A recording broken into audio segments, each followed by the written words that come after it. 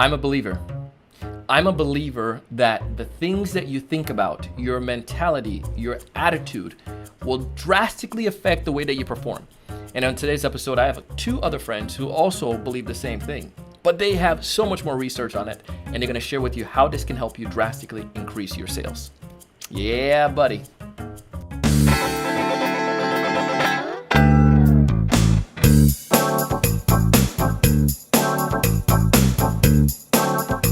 Hey, everyone. Welcome to another great episode of the Sales Evangelist Podcast. I'm your host, Donald Kelly, the Sales Evangelist. And I'm so excited for another great episode. I'm so excited to be here with you today. And as I mentioned in the teaser there, you see I'm stumbling over my words because I'm so excited, because I just believe so strongly that the way that you believe, the things that your attitude and the way that you think is totally depending on, totally in connection with the way that you perform. And so many of us don't even think about that stuff. We just get up and go and mosey throughout our day. We can't do that. So my guest today talked to you about them. The name is Scott Roy and Roy Whitten. They're both partners and co-founders of a company called Whitten Roy Partnership. These guys are doing some amazing things. I won't take away all their thunder. I'm going to let them explain it, and we'll dive into the episode and hear about the cool things that you can take and apply to increase your sales. Welcome to the show, Roy and Scott. Great. Good to be here, Donald. Nice to see you, Don. Well, I'm excited to have you. I'm excited to chat with you today and to get a little bit more insights. We know how sometimes we fall into autopilot mode, and we also want to make sure we can know how to manage that effectively, and then obviously to naturally increase our sales from that. And I'm looking forward to pick your brain on some of that stuff. But before we dive into the fun stuff today, why don't you tell us a little bit more about you all and what you do? Sure. I'll go first. My name's Scott Roy, and I'm the co-founder and CEO of Whitten Roy Partnership. We're a sales consultancy, which means that we work with organizations to help them transform their sales performance. It's not, we say that in contrast to sales training, because oftentimes just sales training isn't enough to make things change, for the better. And so we work with organizations across the globe. Literally, have worked in 45 countries, and have been in the B2C, B2B, B2G, B2B2C. I mean, you name it, we do it. And we love our work. And Roy and I have been friends for many years. We'll tell you a little bit about that in a minute. But we've had our consultancy going for 12 years now, and we work with all different sizes and shapes of companies. Awesome. And how about you there, Roy? Do you have any thoughts? Roy Whitten. My background, Scott is the kind of pure sales guy. And when we were speaking before starting the podcast, he was awfully modest about what he's done. He actually was so successful in selling that he retired in his early 40s and came out of retirement to be the CEO of the business I'd co-founded, which was a nonprofit human development training program, then retired from that. And then we did some consulting together over in England for a large high street bank and other companies. And then we founded WRP in 2009. I'll be 73 this coming Sunday on October 17th. Yeah, thank you. It's coming right up. And so I was 19, 20 years old in the summer of love out here in the San Francisco Bay Area where I was raised. And I was taken with the human potential movement.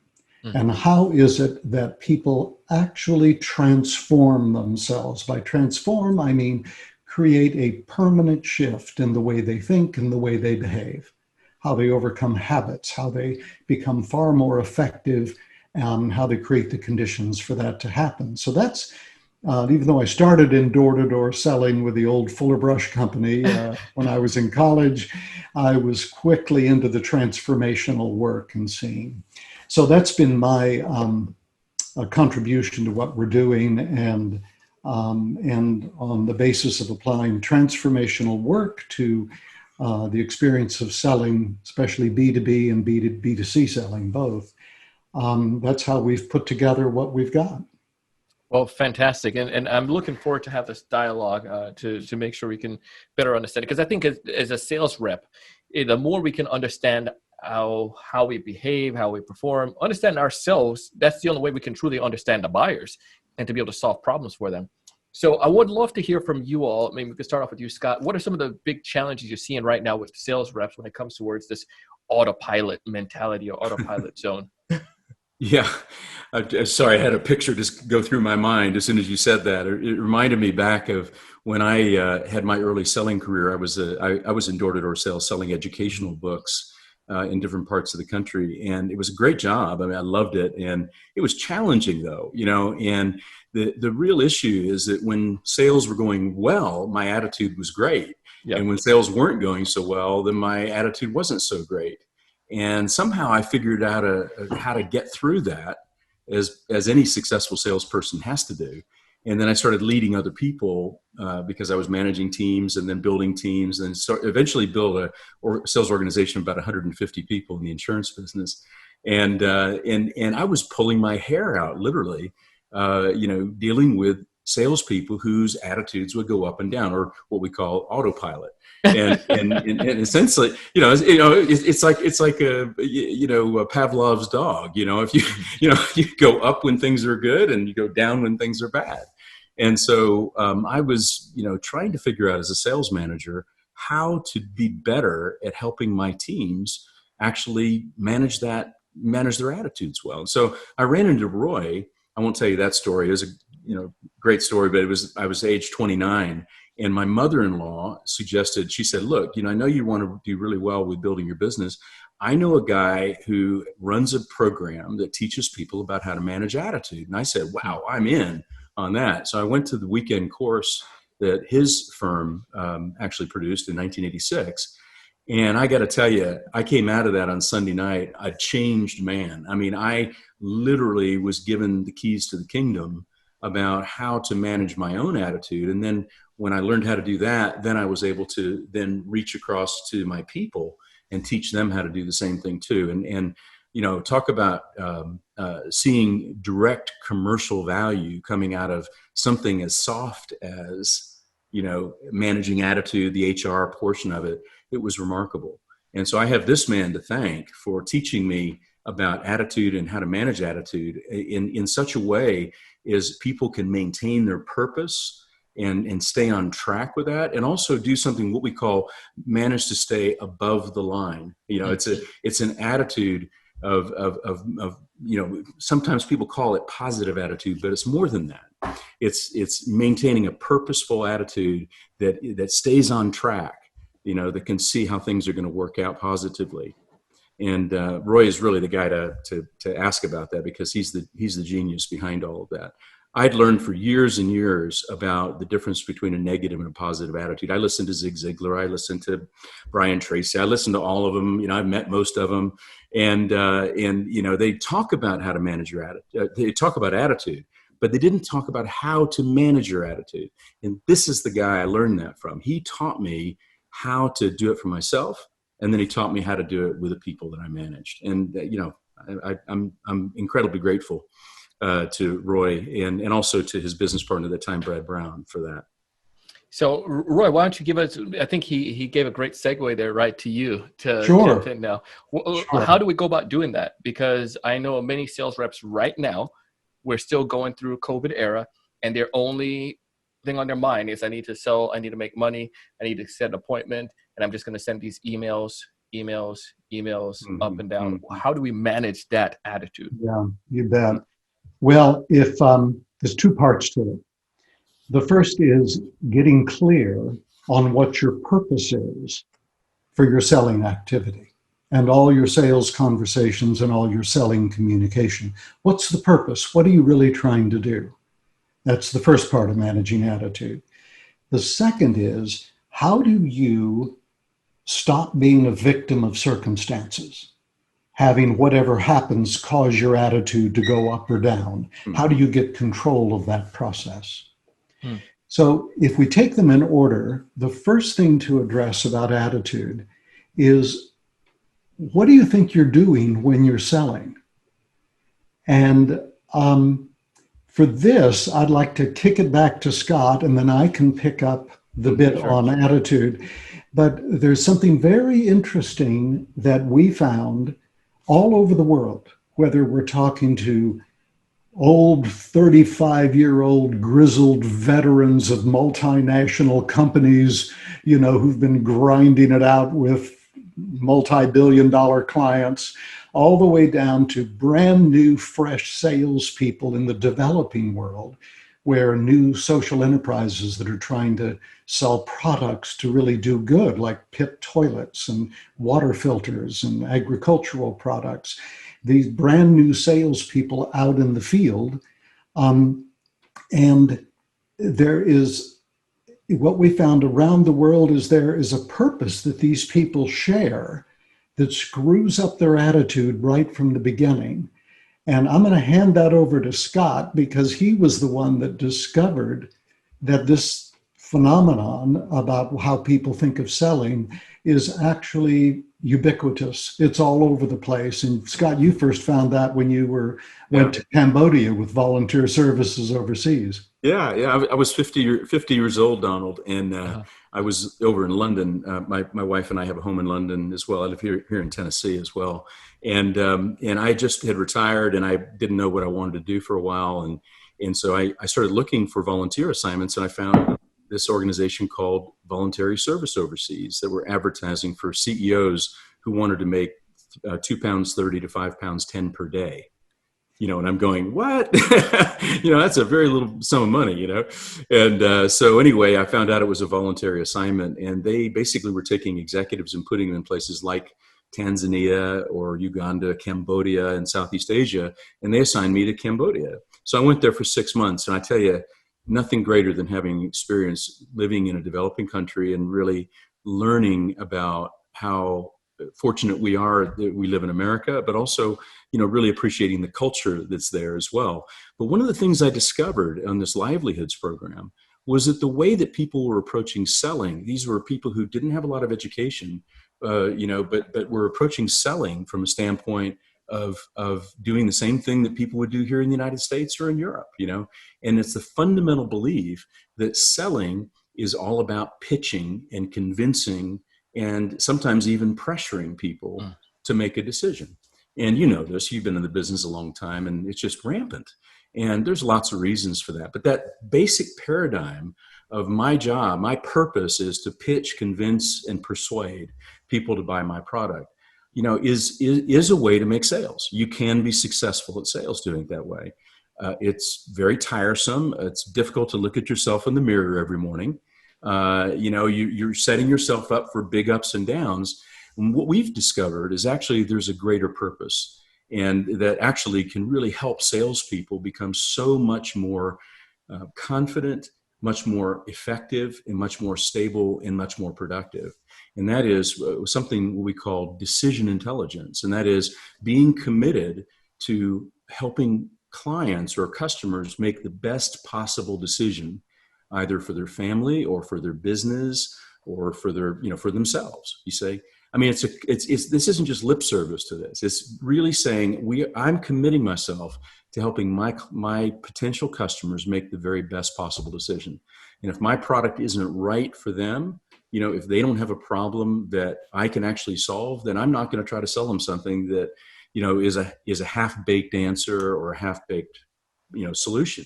So we found that there are actually 4 topics that, and we've done 360 sales transformation projects across the world over the last 12 years. So this is pretty well tested, and it's, in multiple countries across all kinds of sectors.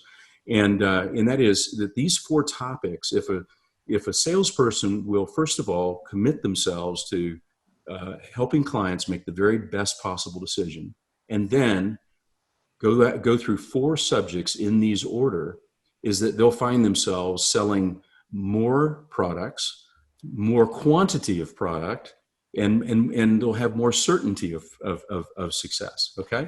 So the bottom line is the first subject is what is the problem the customer is trying to solve. Okay. And I've heard you talk about this before, so I know that you're aligned with this idea. This isn't something that's new. It's just something that's very difficult for most people to actually execute, because again, the purpose they're holding is, my purpose is to pitch and convince and persuade. You Yeah. say, so I find a problem, then I pitch, convince, and persuade. And what we believe is you find a problem and you stay on the problem and you don't get off the problem until the problem is bottomed out. And the amazing thing about this is I don't just need to find out what the problem is for my benefit as a salesperson, but I'm taking a customer through a journey of them discovering their problem. Because if I can help them do that, then all of a sudden they shift, they become more sincere, more aware, and more concerned about the problem they're trying to solve. Okay, so that's step number one. When you say bottomed out, meaning that you're talking to me and I come to acknowledge and accept that problem, believe that's true, and that we beat the dead horse, that that there is a problem, but now we need to fix it. Is that what you mean by bottom out? Well, it's not about beating the dead horse. It's really understanding that it's very difficult for people to self-diagnose their own problems. Gotcha. And so what we believe is that yeah, some customers might know that they have a problem. Some of them might know this, that it's a serious problem, but a lot of customers really don't understand the root cause of the problems that they're dealing with. And so that's why salespeople are so important, because they, certainly have the diagnostic capability, but they also have the knowledge of a product or solution to really serious problems. And of course, it depends on which, we're talking about selling, and selling is done in many different ways with many different products. But bottoming out means, is there anything else besides these problems that you're facing in your business? Nope, that's it. Okay, great. Before we go any further, now we go into step two, and that is, what's the impact of these problems? What is the quantitative impact? How much is it costing you to have this set of problems?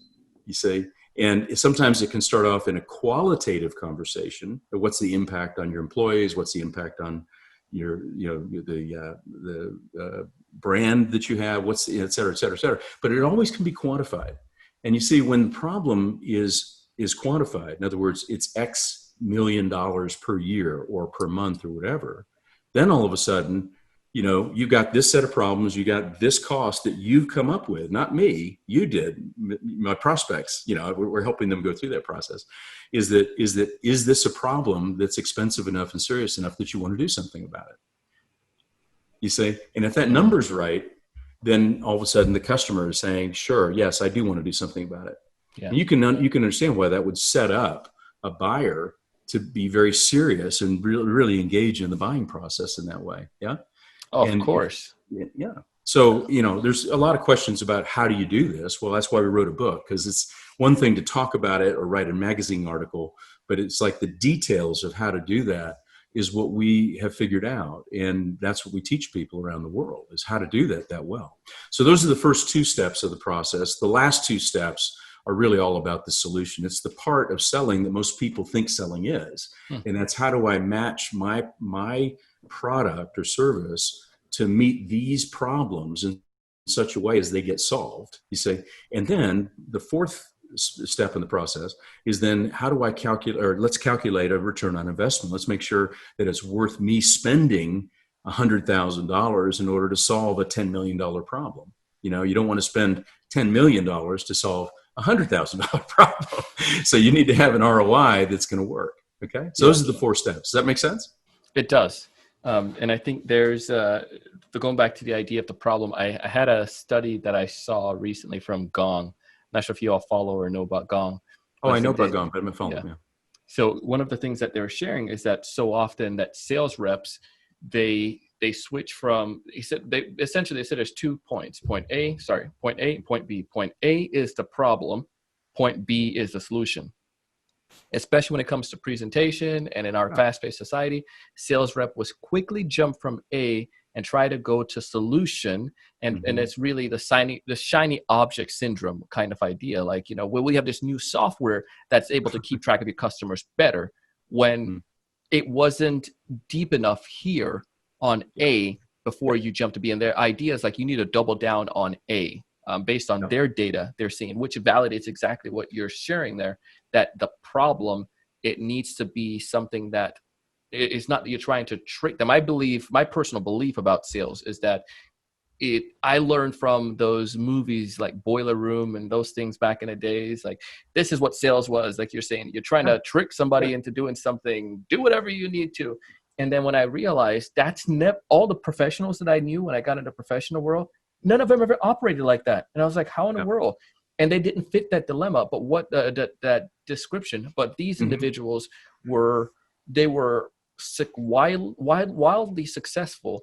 And it really came down to the fact that they understood individuals, they had a conversation, and that individual would be the one who persuaded themselves. The sales rep was a guide to help them to recognize that it was a true issue at hand. It's what we call a trusted advisor. And there are a lot of companies that have wanted us to help them with getting their salespeople to become trusted advisors. But what's so interesting is this goes back to purpose. What is the purpose for why you're actually engaging with a customer? And when your purpose is to sell them something, it's really hard to be seen as a trusted advisor. You say, because the customers just pick up on your juju. They know what's going on. You say, trying to sneak one in. Yeah, exactly. And they can smell it coming. Yeah. They can smell it. And so if that's your purpose, is they got to get this person to sign, you will not listen as deeply as if your purpose is to increase their DQ. Their ability to make the best decision. It's like you used to sell software, right? I did. Yeah. So, and what, 8-9 years in that, you said, before you shifted over to this career? Yeah. So, all right. If you think about your customers, you probably had some customers that were really savvy and some that were not so savvy, right? Yeah. So if you take your really savvy ones, the ones that were really smart, at the start of your sales conversation with them, if you picture a rating scale from 0 to 10, kind of how deeply did they understand their problems they were trying to solve? Not just the presenting problem, but the causes underneath it. How well did they understand those problems? And how well did they understand the price they were paying for leaving them unsolved? Kind of 0 to 10, your savviest customers would rate what? Probably say a little bit above average, maybe around 6. About 6. And your least savvy customers? Oh, I know a couple of those probably were 2s. 2s, all right. Yeah. And at the start of the conversation, what did your savviest customers understand on a scale of 1 to 10? At the start, just as you start talking to them, what was their understanding of the solution you were offering and its value for their business? I would probably say they didn't understand tremendous amount. I'd probably say around 3-ish, 4. Okay. They probably did some research online, so they knew about solutions, but they didn't necessarily know how. Didn't really know about yours. Yeah. And your least savvy customers? They're somebody told me I need to go do research and find companies. We'll give them a 1. Yeah. All right? Now, here's the thing about DQ. If you figure that to get 100% DQ, a customer needs to have a 10 on the problem scale of problem and cost, and a 10 on the scale of understanding your solution and its value for their business. 10 times 10 is 100. Yeah. Your savviest customers, by your own estimate, when you were selling software, were a 6 and a 4, which is 24% DQ. A lot of uphill. And your least savvy customers had a 2%. Now, that is the selling problem. And when you commit yourself to raising their DQ, all of a sudden, you're on to a whole different way to sell than if you're simply trying to get them to sign. But it's the exact opposite of what most people think they need to do when they're selling. So most people think, okay, they don't understand my product. I need to really help them understand the product. And actually, the right move is first to help the customer understand the problem. Because if you take that 6, down to an 8 or a 9 or even a 10, then all of a sudden they have the eyes to see, the understanding to grasp, how your solution is going to fix a well-defined problem. You see? Yeah. So actually the way to it is not by pitching a solution. It's by helping a customer understand the problems that they've got and the cost of the problems. Yeah. Everyone talks about the problem that it needs to be discussed. And like you point out here, that a lot of people just don't know how to to help that happen. But Yeah. before we even get started, let's use an example. I was using this in a past interview, so I'm going to use it on this one. Sure. Let's say I have to paint my house, Mm-hmm. right? Or I don't even know I need to paint my house or that ramification, but my house is dirty. The walls outside, it doesn't look all that great, but I've come to live with it and become blind to it. How do I recognize as a sales rep the true problem that my potential customer could have? Am I making any sense with that? Yeah, of course. Yeah, although the real question is how to get your customer to realize it. Yeah, I mean, and then I guess that's where it is. Because if I'm going into the sales rep, I guess the problem that I need to help them, I don't know how to. There could be many different problems in that. Maybe HOA is going to require them they have to do a painting, or perhaps it just looks ugly, or perhaps it's the feeling the spouse might have because the house is not the prettiest on the whole block. So I don't know, but how do I determine which one I should go with as a seller first off? Great question. Before I even help them to recognize the problem. Well, we'll tell you the first thing you don't do is show up and start pitching the kind of paint you use. I got Sherman Williams. Sherman Williams, do this, we apply it in this way. And how long it lasts? It lasts for 5 generations. Your grandkids won't have to worry. That's right. Watch me. I'm going to throw this egg against the wall. Oh my gosh, look at it. It makes a mess. Let's paint just one little spot here. That's what we used to do with fuller brush. Yeah. I will shine this one little spot right in the middle of your dining room table. Shine you on, yeah. So once you commit to that, now this is a really interesting question because that's what you've got to get good at. And we have a formula that we apply to help people figure out the answer to that question for the kind of sale they're doing, for the customers they've got, for the product or service they're selling. And the way you go about solving that is you apply a formula that Scott developed back in 1986 when he came to the training I was doing. And the formula we call a shorthand is called RACE. It's R equals A plus C plus E, which is any results you want, which is like selling X number of gallons of paint per month, is a function of 3 things. The attitude that you bring to every moment of every conversation you're having with your customer. C is competence, the competence you have, which is how well can you be with that customer in a way that you get them to explore first the problems they have to solve that they didn't even know they had before they started talking to you. Secondly, what it's costing them to leave the problems unsolved. Then thirdly, what your solution is that'll help. Fourthly, what the value is for their business. What's your competence at doing that? Because it's a science, it's a skill, and there's stages that you take customers through for each of those 4 steps. And then lastly, the E is effort or execution, doing the right thing at the right time to most effectively sell. What's your structure for selling? But where you got to start is with the A, which is attitude. Because if you can't manage your attitude well, and the moment the customer says, well, let me think about it, or they kind of look down at their shoes, or they won't give you the time of day, or they won't really talk about the problems, they just want to say, look, what are you offering? What's its price? Which, by the way, are the 2 questions that customers ask when their DQ is 24% or 2. Or 2. Yeah. Or anything your previous example. That's the only thing they know to ask. What are you selling and how much does it cost? Mm-hmm. Now, it takes skill to say, Happy, I could talk for hours about this, but could I ask you a few questions first so that I can target what I'm going to share? Yeah. To answer those questions. And that's how you get into a more problem-led sale. But it takes skill.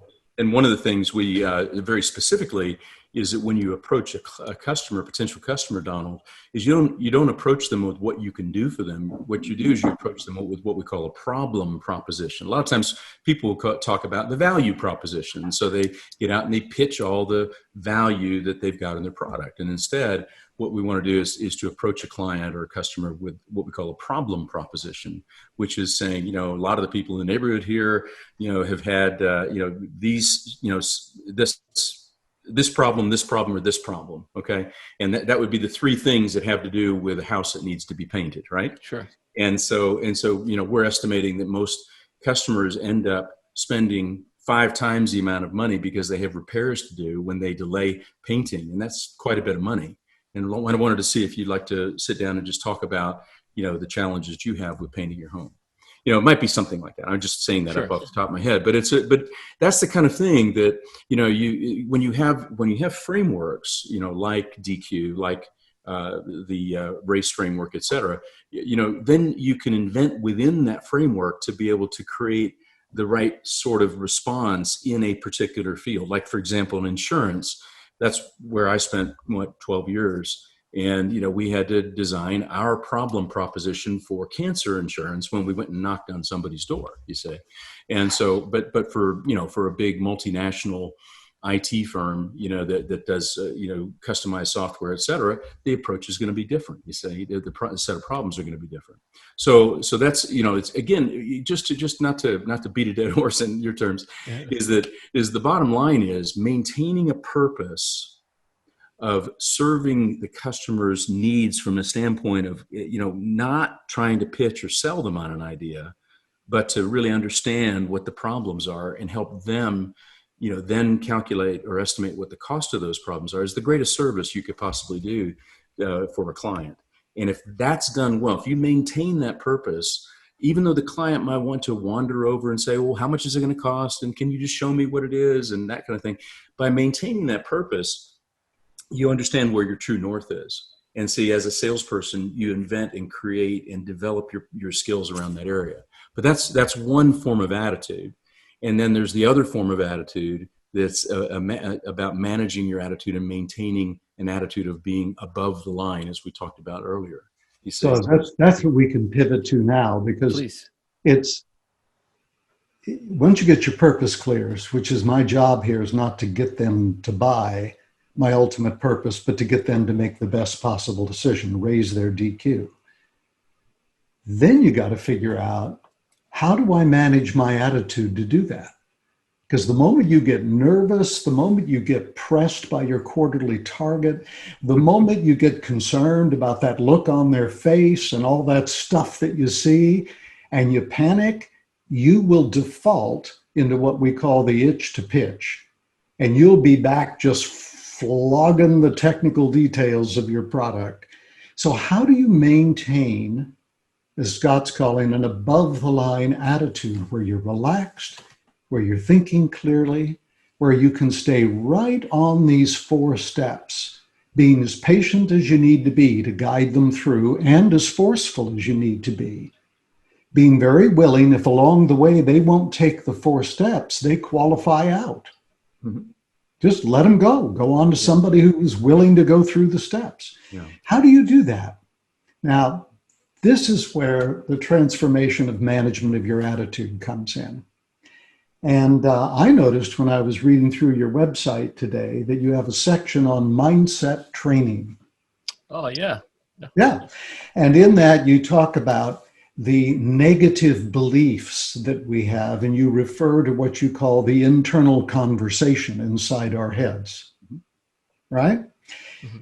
That is what I spent 30 years of my life working on. And that was the training that Scott came to in '86, in which we had a technology for unearthing that internal conversation, telling the truth about it, developing what to tell yourself instead, and trying to replace negative beliefs with more affirmative ones to make you more effective. And we did that for a long time. And in the last 15 years of doing that, we had tried to apply that to business. And it was a struggle. It can work. You can go about it that way, but it is A long way around the barn. long way around the barn. And it is ultimately, there are many traps along the way. And I trained like 100,000 people in 20 years in this technique. And I watched so many of them just dead end into being fascinated with their negative internal conversation and trying to turn it around and this technique or that technique. And you can't do that in business. You know, if you're knocking on a customer's door or you're calling on them in their place of business and they all of a sudden say, yeah, let me think about it. You can't say, listen, give me 30 minutes to go meditate so I can come back here with a clear frame of mind to talk to you. You've got to have something, some way to center yourself down, to stay patient, to stay clear. And do it quickly. And do it quickly. Now that, and the what neuroscience has showed us is that we used to be great at that. We all had 5 years where we did that perfectly. Nothing fazed us. If we had a meltdown, it lasted a minute or two, and then we're back in the present moment, just being brilliant. And I've got 4 grandchildren, you know, one of whom is still in that space because we all were great at it from 0 to 5 years of age. And what neuroscience has told us, that this thing you call the internal conversation, and that in my previous training we called mind talk. Sure. It's what feeds the autopilot. That is the autopilot. That's what causes the autopilot. Yeah. Is this internal conversation, right? That starts at about age 5. Somewhere between 4 and 6, right up in the frontal part of the brain. The mind develops a self-reflective part that literally starts talking to us. And it does 3 things instantaneously. And the development that starts at age 5 and it completes itself around 21 or 22 is that when something happens to us, the mind draws an instant conclusion. And then it instantly says, and you have to do this and this and this and this because of this conclusion. And then it says, and if you don't do those things, here's what's going to happen to you. So it makes conclusions, demands, and predictions. And it does it at the rate of something like 185,000 bits of information in a split second. Wow. Now that process never stops. Getting it, and so that's why trying to chase it all down, what negative beliefs do I have this morning? You know, what do I have this afternoon? You can spend your life doing that, and it will work, but it's very slow. What we found is that a technique was needed to stop the process. And really interesting, this is what the Buddha was on to back in 485 BC. And his technique was to have people spend hours in meditation watching themselves think. Yeah. And after a while, that stops this internal dialogue or moves it way, way out so it doesn't impact you. And over 2,500 years, philosophers, religious people, psychologists have been trying to deal with how do you deal with this internal conversation. And we found a technique in the writings of a Sufi-trained Russian crazy guy named Gurdjieff that we called split attention. He called self-remembrance. And it is a way to immediately, while we're talking, we're both doing it now, speaking with you. And it's a way to immediately relax your brain so that this internal conversation just eases up on you. And all of a sudden, you're back to the present moment. You can think clearly. You know you've got a sales target. You know you want to sell so many gallons of paint in this week. But at the same time, you're free to pursue your purpose of helping this customer make their best decision as to whether your paint's for them or not, and doing it quickly and well so that if they don't want it, you can get on to somebody who will. And to maintain that ability takes a technique like split attention, which stops the internal conversation from having its impact on you. And we have a video of Scott instructing people how to do this. They can go to our website. I threw a virtual background on before with our book we just launched, Decision Intelligence Selling. The website for Whitten and Roy Partnership is wrpartnership.com. wrpartnership.com. If people go there and they go to books up in the tab and to book resources, click on our picture, there's a video of Scott instructing people in how to do split attention. And this is just simply the single most valuable thing I've ever learned. And we give it away for free because this is not something you can charge for. This belongs to everybody.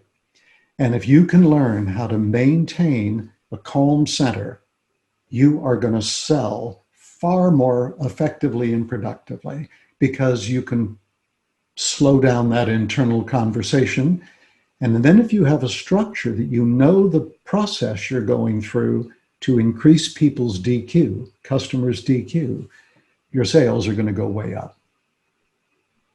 Well, I mean, I don't think we can add more to this to make it so amazing. This is awesome. I love this concept, and I wrote it down, like that split attention, and I would pay attention to that. There's so many good gems that we spoke about today, so many great insights. And I know if folks can take these things and actually apply them, they'll see some results. But if there's one major piece of takeaway you want folks listening to this episode to walk away with from each of you in like 30 seconds, what's one major piece of advice? Well, both of them are under attitude. I'll take one of them, and that is maintain your purpose. And that means shifting your purpose from one of persuading and pitching and convincing to one of helping customers make the very best possible decision.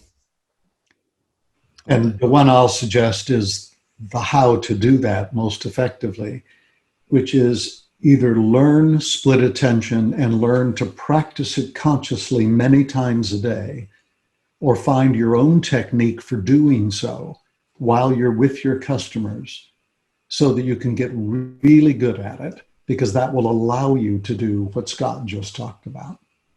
And keep your attitude above the line. Yeah. Yes. I'm going to push people to your book. Folks who are watching right now on YouTube on TSE TV, we have a link down below that can get access to that. We'll also put it in our show notes. But is there, besides the website and the book, is there anywhere you want us to send people to get connected with you all? The best place is to go to our website, and there's a very simple email address. They can do connect@wrpartnership.com, and they can get a hold of us that way. Or if they go through and read the book, and after reading the book they want to get a hold of us, there's all the contact details in there as well. I love it. Well, I want to thank you both for taking the time to come on a show today. I want to thank you for your insights, wealth of knowledge, and for being here. Super appreciate it. Great. Thank you, Donald, and congratulations on the work you're doing to getting information out there that can help all of us in this finding a new way for an old profession. Well, I appreciate you. Thank you. It's an honor. Take good care. That was Scott Roy and Roy Whitten. These guys are doing some amazing things, and I highly recommend you go back and connect with them. We have their links down below. If you go straight down to the notes, you'll see it down there. And if you are watching one of our videos for the very first time, just go ahead and hit subscribe, and also hit that little chime, and we'll notify you whenever we have a new episode. And the cool thing about this stuff is that these things work. The guests share stuff that they've been doing for years. These guys have been studying these things for years. So now don't pass up on their gold of knowledge because it's just something that you think you may have known already and you're not applying it. A lot of us, we just don't do the things that we know we need to do. So if this brought back to memory some stuff that you know, go ahead and apply it. Connect with these individuals, connect with Scott, connect with Roy, and tell them that you heard about them on the Sales Evangelist podcast. And also take advantage of the offers we give you. I mean, Pipe Drive, they're giving you typically a 14-day trial. They extended it to a 30-day trial just because you're in a TSE community. You can't beat that. They like you. And then also these guys have the audacity to go ahead and give us 25% off the first 3 months. They believe so strongly in their stuff. And I'm telling you, once you start using it, you're going to love it. You're going to absolutely love it. You're going to tell me, hey, Donald, I'm grateful that you shared with me about Pipedrive. Another thing I want you to be aware of, friends over at Wingman. If you haven't checked out Wingman as of yet, I want you to go check it out. I mean, this tool is powerful because it's kind of giving the sales reps just giving them like a disadvantage over the competitors, because you're getting cues and you're getting guidance and you're using an AI that's helping you to be able to guide your conversation to be effective. I mean, it's amazing. Just go ahead and check it out. Try Wingman. TryWingman.com. As always, I share stuff like this because I want you to succeed. I want you to find more of those ideal customers. I want you to know what to say when you reach out to them. I want you to be able to close more deals. But most importantly, I want you to go out and challenge yourself each and every single day and do big things. Thanks so much for watching. Hey, thanks so much for taking the time to watch this video today. If you enjoyed the content, I ask you to go ahead and hit that like button, that thumbs up at the bottom right-hand corner. Also, to make sure to subscribe if you haven't done so already. This way, we'll keep you up to date with all the latest sales strategies, latest tools, and things that are going to help you to not only find more prospects, but to close more deals. Thanks so much.